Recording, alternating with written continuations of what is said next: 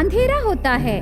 चरने गए गाय और काम पर गए गांव वाले अपने अपने घर जाते समय एक थैली और टॉर्च लाइट लेके लक्ष्मी उसका पति सुब्बू के साथ जाने लगी। मेरी बात सुन लक्ष्मी, हम बहुत बड़ी गलती कर रहे हैं। अरे कुछ नहीं होगा जी, मेरे आइडिया से बहुत पैसे बचेंगे। तेरा आइडिया भाड़ में जाए, कोई देखने से क्या होगा लक्ष्मी, हमारी इज्जत चली जाएगी ना। ऊपर से सब लोग मेरा मजाक उड़ाएंगे लक्ष्मी, पीछे चले जाएंगे ना। अरे आप उनकी बातों पर ध्यान मत दीजिए, मेरी बात सुनिए बस। मैं आपके लिए ही ये सब कर रही हूँ जी। ऐसे कहकर आगे जाते समय गाय को घर ले जा रहे किट्टू नजर आता है। सुब्बू और लक्ष्मी को देखकर, क्या हुआ लक्ष्मी बहन, सुब्बू को कहाँ ले जा रही है? खेत के पास भैया, ऑटोमेटिक मोटर लगा है ना, पता नहीं बिजली कब आएगी और कब जाएगी। मोटर को ऐसे छोड़ देने से ठीक नहीं है ना, खराब हो जाएगा, नुकसान होगा ना भैया, इसीलिए हम मोटर को बंद करने जा रहे हैं।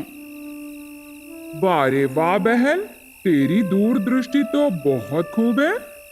ऐसे तारीफ करके वहाँ से चला जाता है किट्टू। सुब्बू और लक्ष्मी दोनों एक तरबूजे के बगीचे को जाते हैं। जल्दी से तरबूजे तोड़ के थैली में डालते हैं। सुब्बू थैली सर पर रख के घर जाने लगा। गर्मी के मौसम में इनका दाम बढ़ के तब खाना मुश्किल होगा सोच के दूरदृष्टि से ऐसे तरबूजे चोरी करना ठीक नहीं है ना लक्ष्मी। सही है या गलत मैं नहीं जानती, मेरी दूरदृष्टि हर समय मेरे खाने के बारे में ही रहती है, ऐसे लक्ष्मी कहती है। इस तरह दिन बीतने लगे। एक दिन नारियल और एक दिन आम, ऐसे हर रोज एक एक जगह से चोरी करके उन्हें लाके घर के सामने रही घास में छुपाती है लक्ष्मी। खेत के पास रहे पत्थर पर आराम कर रहे सुब्बू के पास पड़ोसन किट्टू एक लकड़ी लेके आता है। आराम कर रहे सुब्बू को उठाता है। सुब्बू आंखें खोल के किट्टू को देखता है। अरे हो सुब्बू, रात भर सोए नहीं क्या? दिन में वो भी दोपहर को खेत के पास रही पत्थर पर सो रहे हो? पहले ये बताओ बात क्या है किट्टू? वही रे, मेरी बहन लक्ष्मी को दूरदृष्टि है ना, जरा वो क्या है मुझे बताओगे? उस दूरदृष्टि के बारे में तेरी बहन वही रे अपर्णा तुझसे पूछने को बोली रे सुब्बू। ऐसे किट्टू कहने पर सुब्बू किट्टू को गौर से देखकर अपने मन में, उसी के वजह से मैं यहाँ हूँ। लेकिन सुब्बू किट्टू से, सुनो किट्टू, मुझे कुछ नहीं मालूम, लक्ष्मी की हर इच्छा पूरा करना ही मैं जानता हूँ, उससे बढ़ के मैं कुछ नहीं जानता। अगर तुम दूरदृष्टि के बारे में जानना चाहते हो तो जाके लक्ष्मी से पूछ लो, वो तुझे पूरा समझाएगी। ऐसे कहते ही किट्टू चुपचाप वहाँ से चला जाता है। सुब्बू फिर से आराम करता है। घर के पिछवाड़े में घास के पास लक्ष्मी एक लकड़ी पकड़ के पहरा करने लगे। उसे पड़ोसन अपर्णा देखकर, लक्ष्मी भाभी, ओ लक्ष्मी भाभी, लकड़ी पकड़ के घास के पास क्यों खड़ी है? कोई सांप आया क्या? नहीं भाभी, सांप आने तक क्यों देखना, दूरदृष्टि से होशियार रहने से अच्छा रहेगा ना, इसीलिए मैं यहाँ खड़ी हूँ। घास के पास भी इतना दूरदृष्टि जरूरत है भाभी? बहुत जरूरी है भाभी। ऐसे कहते ही अपर्णा मुंह मोड़ के वहाँ से चली जाती है। घर के बाहर उसके दोस्त सोमू से सुब्बू बातें करते समय लक्ष्मी वहाँ आती है। सुनिए, जरा जल्दी इधर आइए।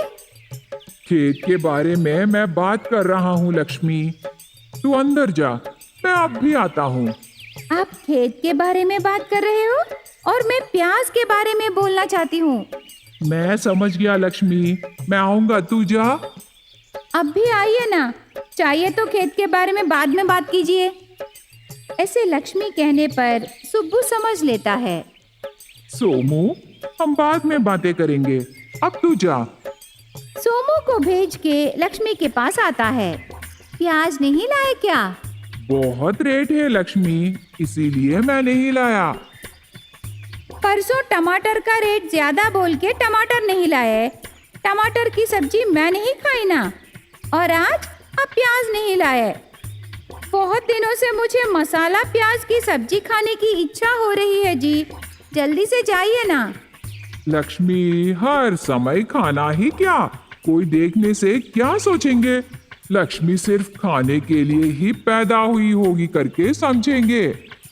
कोई कुछ सोचने से मुझे क्या जी, मेरे पति की कमाई मैं खर्चा करके खा रही हूँ, मेरी भूख मिटा रही हूँ। कभी कभी कुछ नहीं होगा लक्ष्मी, लेकिन वो हर रोज नहीं रहना है ना। पहले आप जाके प्याज लाइए ना, ज्यादा रेट रहने पर भी लाइए। उसके साथ धनिया भी लाइए, क्या उसका रेट भी ज्यादा है? हाँ लक्ष्मी, तू एक बार मार्केट को जाके देख, सब्जियों के रेट बहुत बढ़ गए हैं। मैं भी जाना चाहती हूँ जी, पर आप दूरदृष्टि से सोच के मुझे आप बाहर जाने ही नहीं दे रहे। आप हर चीज लाके मुझे दोगे बोले ना। आप ये बात भूल गए क्या जी?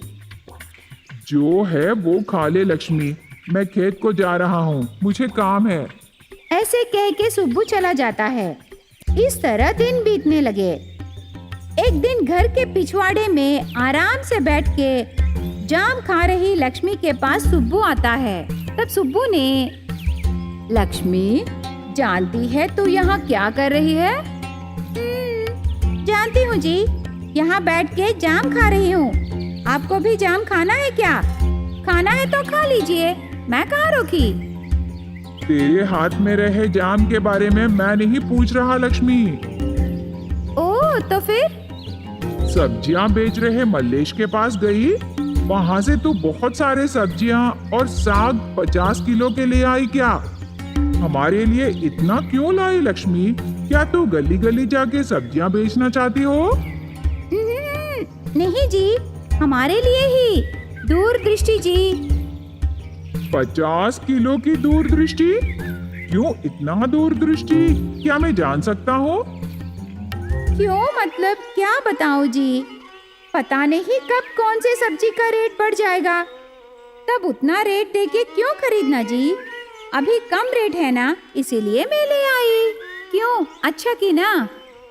ऐसे कहते समय बीच में सुब्बू ने, तेरी दूरदृष्टि से इतने सारे खरीद के घर में रखी, यही ना? हाँ जी, संभाल के रखी। तेरी दूरदृष्टि बाढ़ में जाए। सुब्बू वहाँ से चला जाता है। इस तरह दिन बीतने लगे। लक्ष्मी दूरदृष्टि से जो सब्जियां खरीदी वो खराब होने लगे। अरे रे, सब्जियां खराब होने लगे तो मैं कैसे खाऊं? लक्ष्मी फिर से मल्ले शॉप को जाके ताजे सब्जियां लाती है। ये सब देख के सुब्बू सर पकड़ लेता है। एक दिन किट्टू से उसकी पत्नी ने, सुनिए, आजकल लक्ष्मी भाभी पर ध्यान दिए क्या? ध्यान दिया पर ना, दूरदृष्टि से सब्जियां लाके रखी ना, लेकिन सुब्बू कुछ नहीं बोला। बेकार दूरदृष्टि है उसकी। उसकी दूरदृष्टि से पूरे पैसे खर्चा कर दी ना। नहीं जी, हर रोज वो घास के पास लकड़ी पकड़ के खड़ी रहती है। उसमें ध्यान देने की बात क्या है अपर्णा? शायद वो बाहर खड़ी रह के पहरा कर रही है। अरे नहीं जी, मुझे शक है कि लक्ष्मी भाभी की दूरदृष्टि उस घास में है। अरे तू भी ना।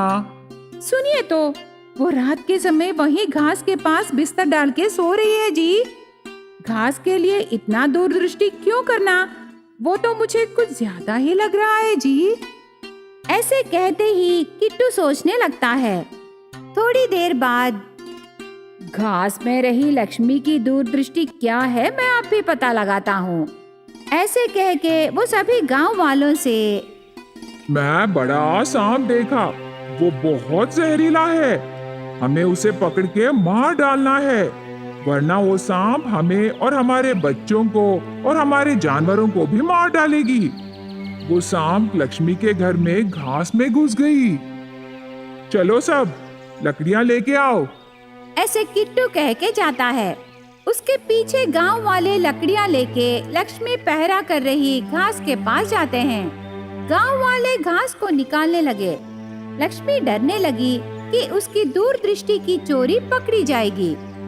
गांव वाले घास पूरा निकाल देते हैं। सांप नजर नहीं आता, पर बहुत सारे तरबूजे, बहुत सारे नारियल और आम बाहर आते हैं।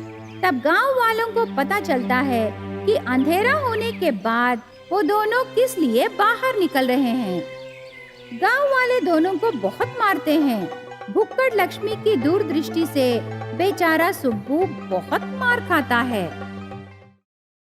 दानैया खुशी से बाजार में रहे पौधों से 2 फूल तोड़कर मेरी भुक्कड़ बेटी कावेरी जाने के बाद आहा, किस्मत मेरे साथ है। सिर्फ 2 फूल के लिए आया और मुझे मिल गए। मैं दिल से खुश होकर पौधे को बिना नुकसान किए ये 2 फूल तोड़ा।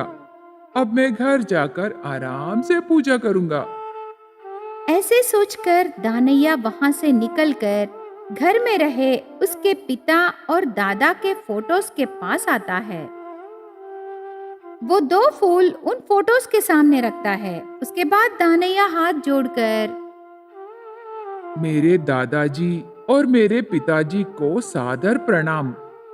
विरासत में आपने मुझे कंजूसी दिया है और मैं उसे बचा रहा हूँ, और मैं वादा करता हूँ कि आगे भी मैं बचाऊंगा। आप दोनों ऊपर से देखकर खुशी से आशीर्वाद दीजिए। पासपोर्ट और वीजा नहीं है ना, मेरे सामने मत आइए। धन्यवाद। ऐसे कह के फोटोज के सामने रखे फूलों को लेकर किचन में रही मटके में डालता है। कल फोटोज के सामने रखने के लिए ये फूल काफी होंगे। दानैया एक कटोरी लेता है। घर में बड़ों की पूजा हो गई, अब पेट पूजा करना है, तो बिना देर किए जल्दी से शुरू करना है। दानैया एक कटोरी लेकर हॉल में आता है। वहाँ टेबल पर रहे सेलफोन रिंग होने लगी। तब दानैया ने अरे, आज तो बहुत बार फोन रिंग होने लगा। शायद टाउन में रही मेरी दीदी कर रही है। मेरी भुक्कड़ बेटी के लिए खाना पका के थक गई होगी, इसीलिए शायद वो मुझे फोन कर रही है। मैं फोन नहीं उठाऊंगा ना। दानैया पड़ोसन पार्वती के घर आता है। पार्वती बहन। ऐसे बुलाने पर उस घर में रहे पार्वती का पति राजू कंजूस दानैया की आवाज पहचान कर इस भिखारी को सुबह हो गई। घर में पार्वती नहीं है, काम से बाहर गई, शाम को आएगी।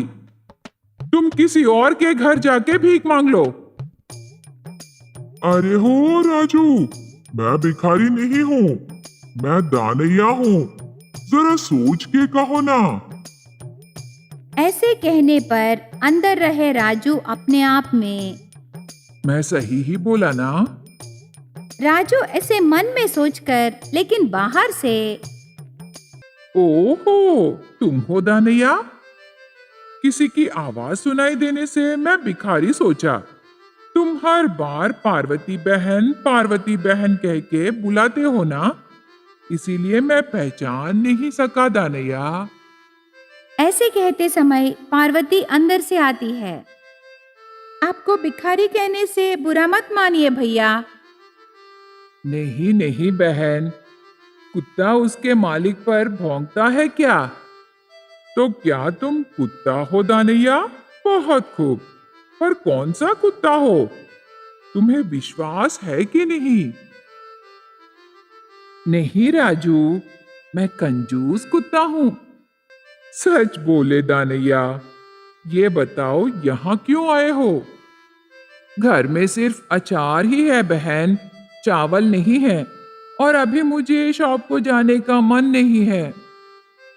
हाँ तो कल का बचा हुआ खाना नहीं, गरम गरम खाना पका के तुम्हें देने से आराम से खाओगे ना? अरे राजू बहुत मजाक करने लगा। दानैया पार्वती को कटोरी देता है। पार्वती अंदर जाती है। दानैया और राजू बातें करते समय पार्वती गरम गरम खाना कटोरी में रख के दानैया के पास आती है। उसे देख के दानैया खुशी से, बहन, तेरा नाम पार्वती नहीं अन्नपूर्णा है। दानैया ऐसे कह के कटोरी लेकर वहां से चला जाता है। उसके घर में अचार वचार कुछ नहीं रहता। ये हमारे घर से चावल लेकर अचार के लिए दूसरों के घर जाएगा और वहां अचार पूछेगा। ये सुपर कंजूस है। दोनों पति पत्नी अंदर चले जाते हैं। गरम गरम चावल की कटोरी लेकर यशोदा के घर जाता है दानैया। यशोदा जी, घर में ही हो? ऐसे कहते समय यशोदा अचार का बोतल लेकर बाहर आती है। अरे, मैं अचार पूछने आया करके आपको कैसे पता चला? तुम गरम गरम चावल की कटोरी लेकर आना, मैं खिड़की में से देखी दानैया। मैं जानती हूँ तुम जरूर अचार पूछने ही आओगे। ये लो आम का अचार, खाओगे?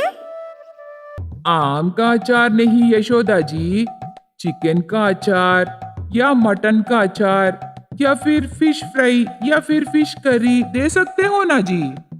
हाँ हाँ, जब मैं पकाऊंगी तब दूंगी, समझे? यशोदा गुस्से से वहां से जाते समय दानैया मना कर, अरे अरे, मुझे माफ करो यशोदा जी, वो अचार ही दे दीजिए। ऐसे कहते ही यशोदा अचार का बोतल देके वहां से चली जाती है। दानैया खुश होके घर आता है। तब तक उसके घर उसकी भुक्कड़ बेटी कावेरी को लेके अपर्णा आती है। पिता के हाथ में गरम गरम चावल और अचार का बोतल देखकर, वाओ, गरम गरम चावल में अचार, सुपर पापा, मैं खाऊंगी ना। ऐसे कह के दानैया से वो कटोरी लेकर एक जगह बैठकर जल्दी से खाने लगी। अरे हो कंजूस भाई, कितने बार फोन करूं रे, लेकिन तुम तो फोन उठाते ही नहीं। बात क्या है? क्या बताऊं दीदी, मैं खूब जानता हूँ ना आज तू इतनी बार फोन क्यों कर रही है, इसीलिए मैं जानबूझकर फोन नहीं उठाया दीदी। मतलब मेरे प्यारे भाई, तू जानता है ना कि तेरी भुक्कड़ बेटी से कितनी परेशान हो जाऊंगी। हाँ दीदी, मेरी भुक्कड़ बेटी के बारे में मुझे पता है ना।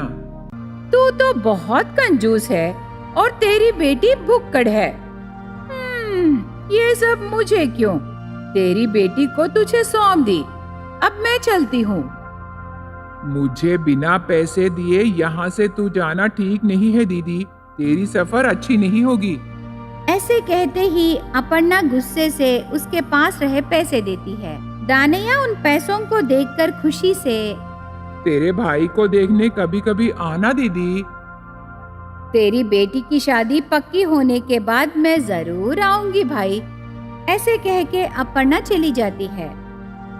अभी मेरी भुक्कड़ बेटी से मुझे कौन बचाएगा? ऐसे सोचते समय कावेरी खाली कटोरी लेकर दानैया के पास आती है। पापा, मुझे और चावल और आम का अचार चाहिए। दोनों मिला के खाने से सुपर टेस्ट पापा। जाके आप किचन में से मेरे लिए और चावल लाइए ना। अरे मेरी भुक्कड़ बेटी, घर में सामान नहीं है, खरीदने के लिए मेरे पास पैसे नहीं है। आसपास लोगों से पूछ के मैं अपना पेट भर रहा हूँ बेटी। अभी मैं आई ना, तो मेरी भूख मिटाने की जिम्मेदारी आपका ही है ना। तुझे बुआ के घर में ही रहना था ना, वापस यहाँ क्यों आई? टीवी ऑन रहता है, फैन चलता रहता है और कुएं में पानी खत्म होते रहता है और करंट बिल बढ़ जाता है। कुएं का पानी के बारे में और करंट बिल के बारे में मुझे क्यों पापा? अभी तो मुझे भूख लगी है, जाके खाना बनाइए। मैं बोला ना बेटी, सामान नहीं है, चाहिए तो किचन में देखना। ऐसे कहते ही कावेरी चुपचाप वहाँ से किचन में आके देखती है। उसे वहाँ खाली डिब्बों के साथ ताला लगा के रही एक कमरा नजर आता है। पापा, जरा इधर आइए। ऐसे बुलाते ही दानैया किचन में आता है। कावेरी ताला रहे कमरा देखकर उसके बारे में पूछती है। उस कमरे में पुराने सामान रख के ताला डाल दिया बेटी। अरे वो सब छोड़ दे। चलो हॉल में बैठना, मैं जाके तुम्हारे लिए खाना लाऊंगा। ठीक है पापा। दोनों वहां से हॉल में आते हैं। दानैया कटोरी लेकर खाना लाने जाता है। घर में बैठी कावेरी को ताला रहे कमरे में क्या है जानने की बहुत जिज्ञासा पैदा होती है। वो एक हथौड़ी लेकर उस कमरे का ताला तोड़ देती है। वो कमरे के अंदर जाती है। बड़े बड़े मटके रहते हैं। एक मटके में चावल और एक में दाल और एक में मिर्ची, चीनी और इसके अलावा अचार, ऐसे बहुत सारे सामान वहाँ रहते हैं। मुझे पता है मेरे पापा बहुत कंजूस हैं। वो मेरे बारे में जानकर भी ये सब छुपाए, तो अभी देर क्यों, जल्दी से खा लेंगे। कावेरी बाहर बगीचे में एक बड़ा चूल्हा रख के खाना बनाने लगी। उसके बाद वो दाल भी बनाती है। लेकिन वहाँ कंजूस दानैया घर घर जाकर भीख मांगने लगा और यहाँ कावेरी खाना पूरा सामने रख के कुंभकर्ण की बहन की तरह खाना शुरू करती है। थोड़ी देर बाद कंजूस दानैया घर आकर भुक्कड़ बेटी का काम देख के बहुत रोने लगता है। लेकिन कावेरी खुशी से खाने लगी।